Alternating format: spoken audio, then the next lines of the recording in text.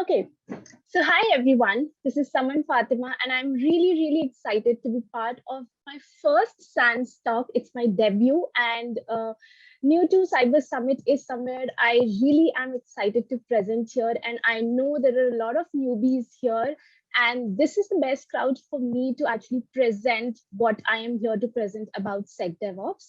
So, a brief introduction about myself. I'm a big time cybersecurity enthusiast.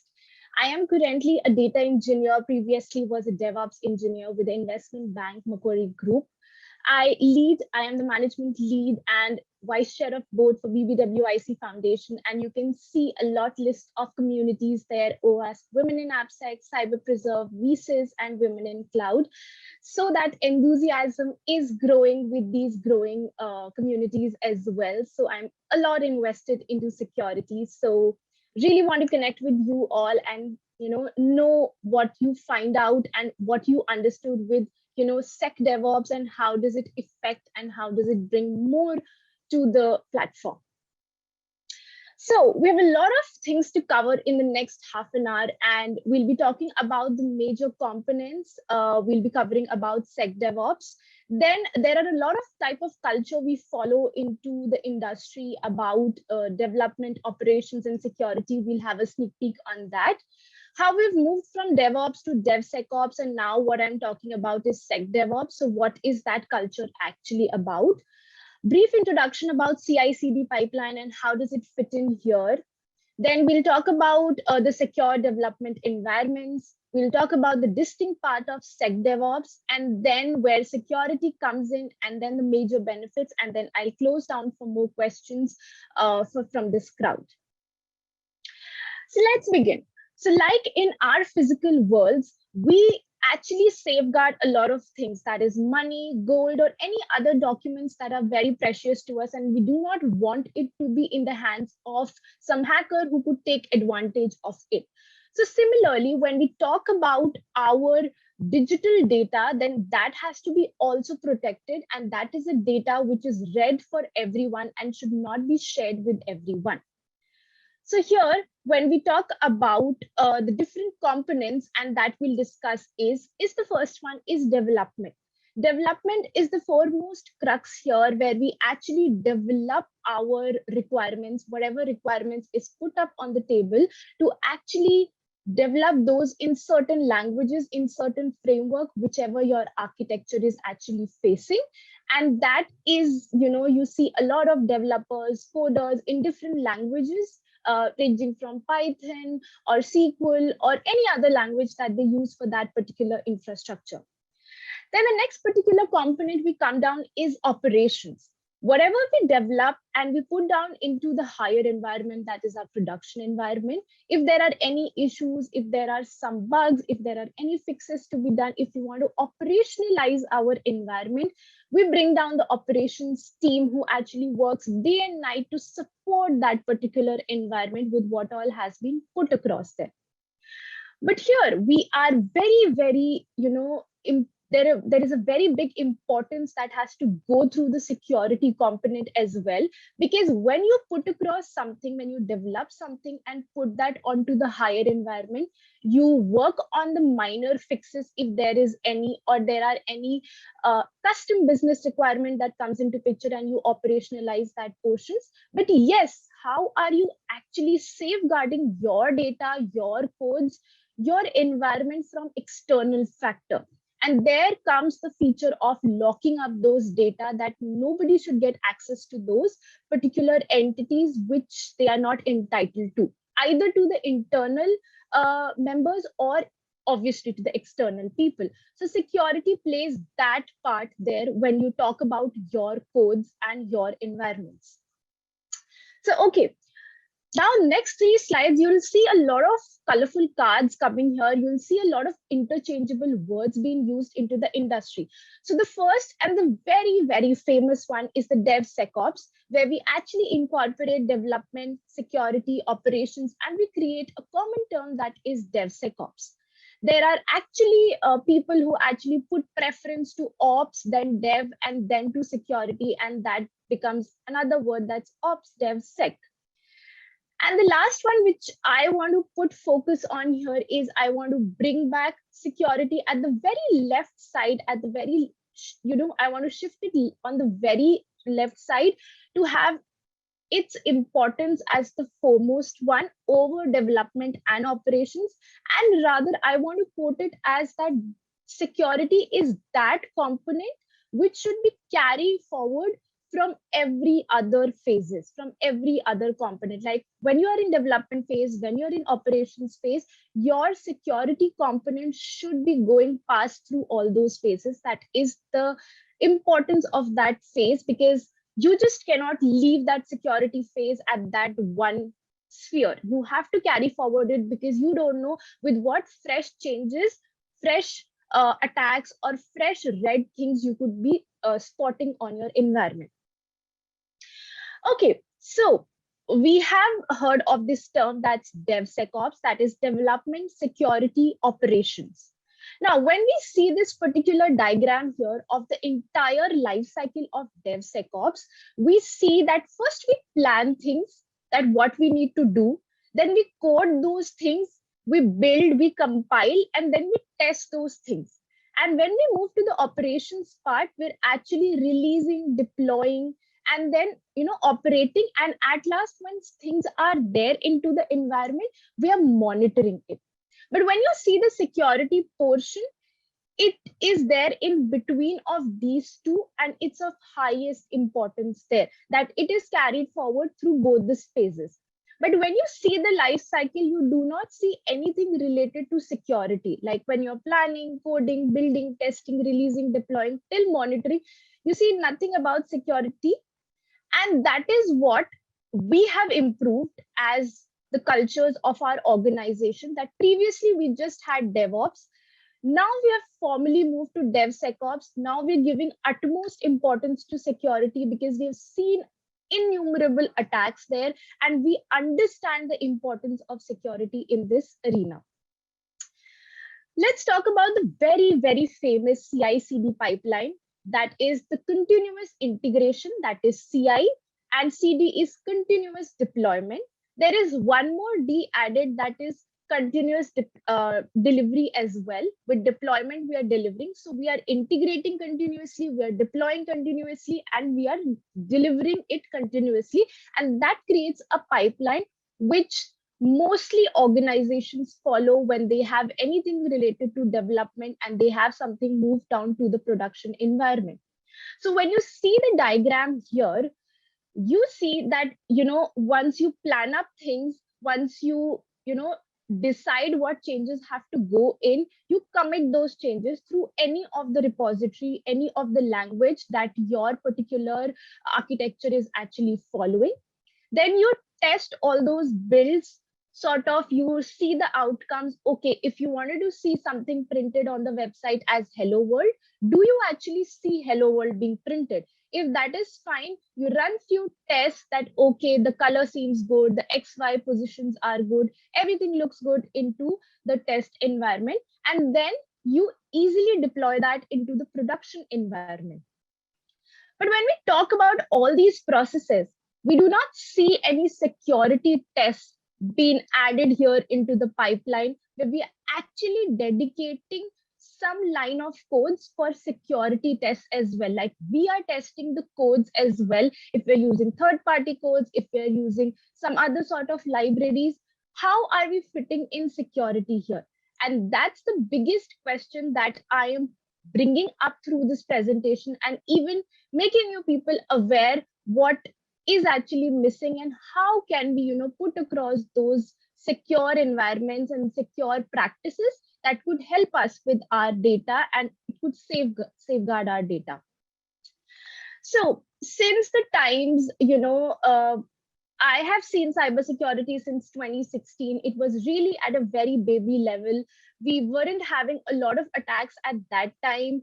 And then eventually people understood the importance, understood how they could be easily attacked. People started attacking at a very baby level, and now they have come down so far that a lot of ransomware attacks, a lot of JavaScript libraries, Log4j attacks, a lot of them have come into picture. And the COVID and the pandemic time has done something more towards these cyber attacks, that the cyber attacks have increased too much. And with the coming years, there could be zillion amount of cyber attacks if we are not aware of how do we safeguard our data. It's not just that you are being part of an organization or an institution, so you will have to safeguard. No, it's your personal data as well. uh, People have been very lazily putting down a lot of personal data on the internet and have lost a lot of their data as well. So we have to be very careful, and we don't have to have that notion that nobody could touch down us.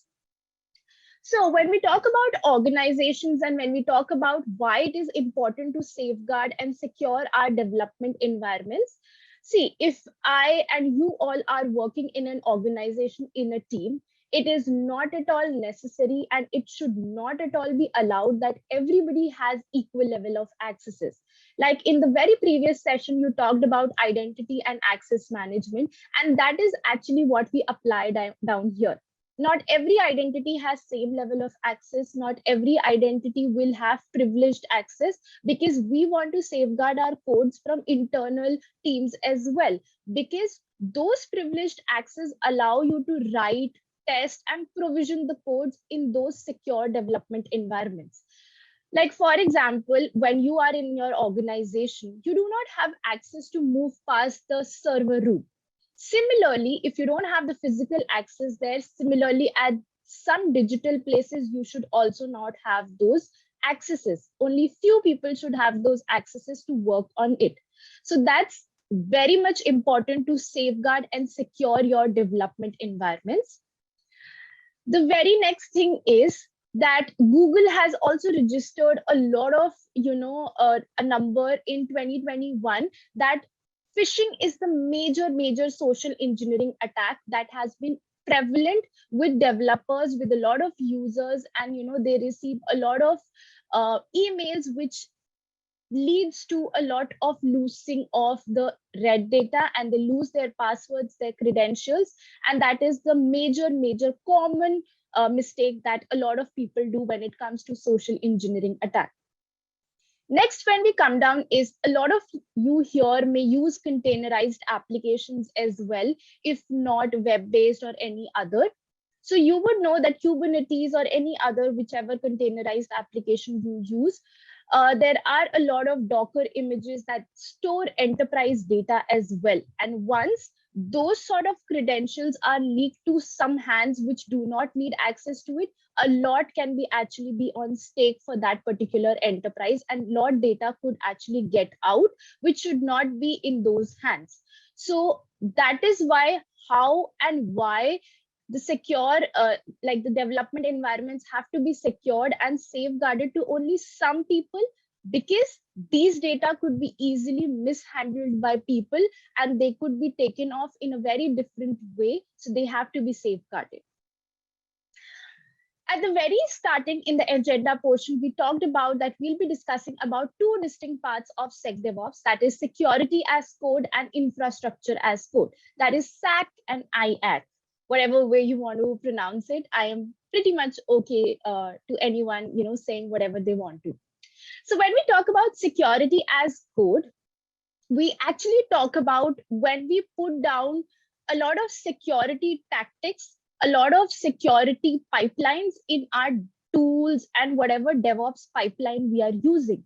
And that actually ignites towards the continuous delivery framework. We're putting across those security handles with our code, which we are actually pushing across into the higher environment. And that actually could lead us with more and more delivery. That is what we want when we talk about the CICD pipeline. And whereas when we talk about infrastructure as code, we're actually more and more involved towards the deployment of those codes. We are more and more, want to have those hardened and controlled deployment environments. And also we want to have those common level of configuration so that we are not manually changing anything.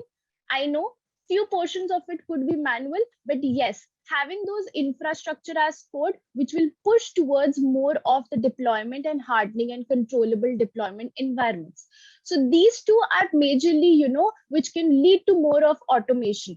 And when we talk about infrastructure as code as well, you would have heard a lot of the tools like Ansible, Puppet, Chef. So these tools could be leveraged and they have the same uh, uh, uh, usage of infrastructure as code. And when we talk about security as code, you have heard about SAST and DAS tools, that is static analysis and dynamic analysis. When we have analysis done on a running code, that is dynamic, and that is black box testing when the user has no knowledge. And when we talk about the SAST tools, it is majorly white box testing when we're doing the inside out, security test for that particular code. So these two things actually in totality talk about the CICD pipeline. It's very much connected. So everything here is connected, and how security fits in here is something what one has to visualize at. Okay, now this is my perception. And when we talk about different environments, we talk about different developers. They have a lot of environments. So you see here sandbox, the local sandbox which the developer has, the staging environment, the user acceptance testing environment, and then we go to production environment. So we see a lot of security tests added at every level, so that you are safeguarding yourself with every level and with every movement of code to a different environment. So when we talked about causes, what could be some of the causes that could, attack you, and once you have pushed your codes and, things went wrong. So there could be vulnerable or outdated third-party libraries that you are using. That could be one of the cause, that you have outdated libraries, and that could attack you, and that could be easily attacked by anyone. At times we see a lot of developers put, hard-coded sensitive data like credentials or any other thing, or any server details, which should not go directly, but rather usage of macros or any other way should be preferred when you actually put down sensitive data into the codes. We talked about Docker-based images. So there could be, vulnerabilities in those Docker-based images as well, that should be checked through those tests as well when you use containerized application. And last is there could be licensing issues as well, like you have an older license or expired license or anything of that sort, and that could actually make you more and more dangerous. And your data is actually at stake for anyone to take advantage of it. Now, since we are all done discussing about benefits of SecDevOps, and here I want to put across this term and this particular line, that when we talk about SecDevOps, we're actually putting across security tests, practices, conversations from the very early stages. That is, at the time when we're actually planning this stuff, we are actually planning how things have to go. From there only we have to put the security terminologies, tests, and how things could behave all across.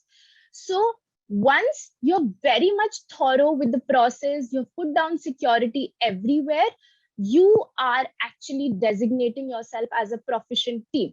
Because just imagine, if you have put down 1,000 lines of code into production, you have done no security test, nothing.